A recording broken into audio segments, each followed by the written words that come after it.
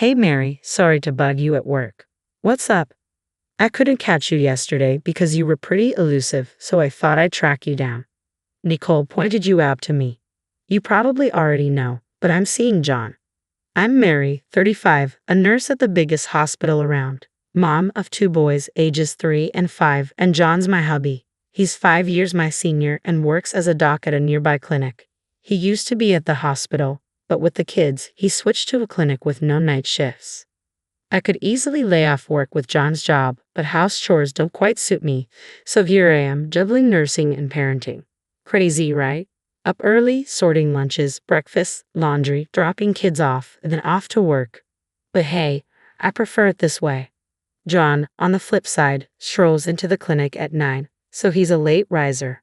By the time he's up, we're out the door. He wraps up his clinic duties and heads home around 9 in the evening. By then, I'm beat, having handled dinners, baths, bedtime routines, you name it. But I still manage to whip up dinner for John. Not that I mind really. He's not much help around the house, but it's better that way. If he tried, I'd probably redo everything. Thanks for dinner, Mary. It was delicious as always. He always says that, and it warms my heart. How about a trip to the zoo this Sunday? Sounds fantastic. The kids will be thrilled. On his days off, he takes them out, being the cool dad. At the zoo last Sunday, the kids were ecstatic, running around like mad. Seeing them happy makes me happy. That's what it's all about, right? Here you go, Mary. Huh? He hands me a cute cell phone charm with a blue penguin on it. It matches the one on his phone. Then he shows me his phone, and there it is, the matching charm. I blushed a bit, feeling like we were back in high school, but it warmed my heart nonetheless. Thanks. It's a tad embarrassing, but I'm happy, I replied. You know, penguins are pretty loyal creatures. Some spend their whole lives with the same partner, John remarked, making me chuckle. I couldn't help but think perhaps we'd be like those penguins, sticking together through thick and thin, but who knows what the future holds. One day, I managed to leave work on time and rushed out of the hospital's bike parking lot, headed for the daycare. Are you Mary? An unfamiliar young woman approached me. Yes, that's me, I confirmed, curious. She introduced herself as Nicole, expressing her gratitude for John's support. Her sudden appearance caught me off guard. She was strikingly beautiful with long hair, not someone I knew well. Are you here for a checkup today? I asked, puzzled. No. Just passing by. Sorry if I startled you, Nicole explained before leaving. Her presence left me uneasy. What could she possibly want in the bike parking lot, meant only for hospital staff? That evening, I asked John about Nicole's visit. A woman named Nicole greeted you today at the hospital. Who is she? I inquired. Huh. She's a nurse at my clinic. I'll ask her next time, John replied, seeming surprised. His eagerness to end the conversation left me feeling distrustful. I encountered Nicole again about 2 weeks later, this time outside our house. It was when the daycare called, informing me that our eldest son had a fever and needed to be picked up. As I biked home with the kids, I spotted a figure waiting in front of our house. I immediately hit the brakes, pulling my bike to the side of the road. Though they were a bit distant, I could unmistakably recognize John and Nicole. I dialed John's number just to confirm. Hey Mary, what's up? I'm pretty swamped at work right now, he answered, even though he was clearly standing in front of our house. I'm sorry, our eldest son has a fever, so I'm heading home. Thought I'd let you know, I explained. Got it. I'll try to wrap up early today, he replied before hanging up. The two figures in front of our house then headed toward the clinic. I waited for a while before heading home. Luckily, despite the fever, my son seemed to be in good spirits, so there wasn't much cause for concern. But as they say, it's better to be vigilant. After ensuring he was settled with his favorite cartoon and some snacks, I took a moment to collect myself. The image of John and Nicole kept haunting me. I didn't want to entertain doubts, yet the suspicion of infidelity crept in, and I found myself gripping the penguin charm on my cell phone, as if seeking reassurance. In the evening, as promised, John rushed home and showed genuine concern for our son. He was such a devoted family man. Surely he couldn't be having an affair. At least, that's what I desperately wanted to believe. Mary, is something wrong? Did you notice something when you came home this afternoon? John asked, his demeanor uneasy. No, nothing. It just seemed like the chair was in a different position, I replied, feeling my suspicions growing stronger in the face of John's evident discomfort. I thought maybe you came home for lunch. No, I didn't come home. Maybe it's just your imagination, John chuckled, quickly diverting his attention to the newspaper. Just my imagination, huh? I let it slide for the moment but went to bed with an uneasy feeling, our conversation lingering in the air. The next day, our son's fever had subsided, so I dropped him off at daycare and returned to work. While busy at my job, the head nurse informed me of a visitor. Wondering who it could be, I headed to the designated lobby and found Nicole waiting there. Hello, Mary. Sorry for interrupting you at work, she greeted me. What can I do for you? I saw you hiding yesterday and thought I should say hi, so here I am, Nicole explained. I noticed her change in tone from our first meeting, now irritatingly flirtatious. Despite clearly being over 20, the way she spoke in public was rather off-putting. John doesn't like older women like you. He said he prefers young girls like me, so I was thinking it's probably best if you step aside. You get what I'm saying, right? Not really, I replied, puzzled. John and I are dating. You get it now. Look, here's the evidence, Nicole declared, opening her smartphone to show me a picture of them together in a hotel room, both wearing robes and looking content. Was his recent business trip a lie? Seeing my stern expression, Nicole smirked with satisfaction. Now you get it, right? Hurry up and get a divorce, old lady. Having said what she came to say, she cheerfully left the hospital, seemingly content with herself. I felt as though a decision was being pushed upon me, yet I had already resolved myself to it. There was no room for doubt. It was merely a matter of the moment arriving sooner than expected. Taking swift action, I informed the head nurse that I was feeling unwell and left work early, also requesting leave for the following day. Though she seemed puzzled by my sudden uplifted spirits, I managed to secure her approval and promptly headed towards my destination. The confrontation was set for tomorrow. The next day, I found myself seated in the director's office of the clinic where John worked, with my father, who also happened to be the director, sitting across from me. He scrutinized the photos and documents I had laid out on the desk, his expression grave. Yes, from the moment I first met Nicole, I had enlisted the services of a detective agency to investigate John's infidelity, aiming to dispel the unease I had been feeling. Fortunately, I had the means to do so.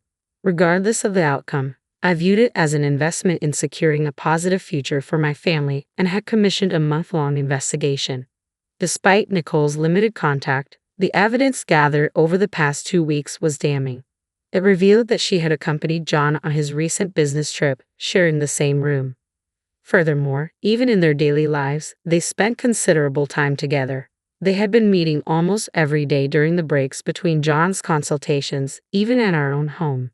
My father's expression soured, but he lifted his gaze with a determined look. Mary, what do you want to do? Consider the children and weigh your decision carefully, he urged. I'm filing for divorce, I replied resolutely. I empathized with my father's plight, but my resolve remained unshaken. As I delivered my decision, he sighed, asking for a moment before dialing John's extension on the internal phone. After a brief interval, John, oblivious to the situation, entered with a smile upon seeing me. Mary, you're here. Are you off work today? His smile faded as he noticed the spread of photos on the table, his face draining of color with each passing second. What is this? He stammered, his eyes fixed on the incriminating evidence before him. John, you've been having an affair with Nicole. With this much evidence, denial isn't an option. We're getting a divorce? I stated firmly. A divorce? Why? This was just a fling. What I value is you and our family, John protested, his voice tinged with desperation. Nicole came to disrupt my work, claiming you weren't interested in older women like me, I countered. That's not true. You're beautiful and you're not old, John interjected, bewildered. My father promptly called for Nicole, startling her. Doctor, you call for me. Nicole entered, visibly pleased to be personally summoned by the director, though her expression faltered upon noticing the tense atmosphere. Nicole, could you explain these pictures? My father inquired, gesturing towards the evidence on the table. Nicole's brows furrowed momentarily before she composed herself, wearing a smug smirk. I apologize, doctor. John and I are dating. Of course, I know about Mary, but I could support him as a housewife. This way, he can concentrate on his work and be a devoted father, Nicole declared confidently, seemingly mistaking my father for John's own. John, visibly shaken, appeared at a loss for words while my father turned to me with a solemn inquiry. Mary, have you decided to break up with John? I'll ensure you're compensated and will take good care of the children, so please don't worry. I couldn't help but chuckle at Nicole's dramatic speech, though she didn't seem amused. Instead, she appeared slightly irritated. It's not severance pay, it's alimony. And since I'll be the one raising the kids, I'll need child support from John. I clarified matter-of-factly. Well, that can't be helped, but I'm glad you agreed to the divorce. Now I can be with John, Nicole continued, seemingly on a roll. Stop it, John muttered under his breath, but Nicole, caught up in her momentum, didn't seem to hear him. Well then, as soon as you're ready, could you leave the house? Nicole's words were abruptly halted as John grabbed her shoulder to silence her. Her surprised gaze met his, and John spoke up. Nicole, I'm sorry, it was just a fling. My family is important to me, and I can't be with you, he confessed, causing color to drain from Nicole's face. Why? You told me you were divorcing her to marry me. You said you'd make me the wife of the future director, and I believed you. I don't understand, Nicole protested, her confusion evident.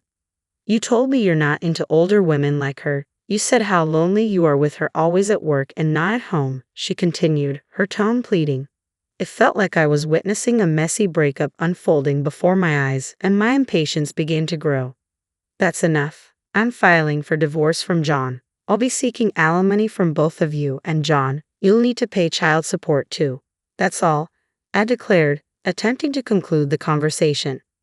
My father, understanding my temperament, chuckled and interjected, well, since my daughter said her piece.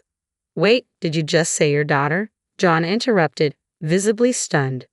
Yes, Mary is my child and John is my son-in-law, my father clarified, causing Nicole to panic. What happens if he's no longer the heir?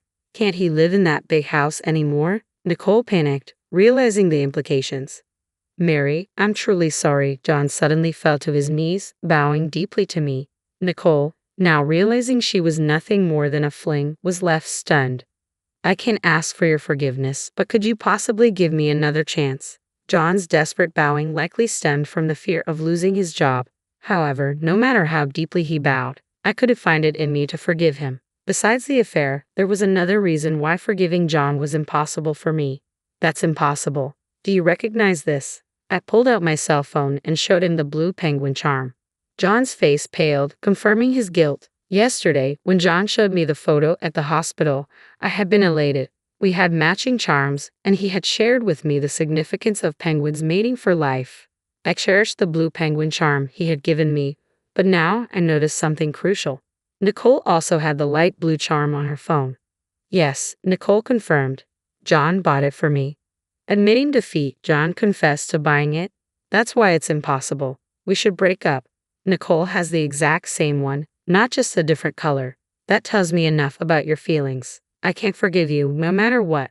Please, Mary, John pleaded, but my father intervened, expressing his outrage at John's betrayal and Nicole's disruption of clinic discipline.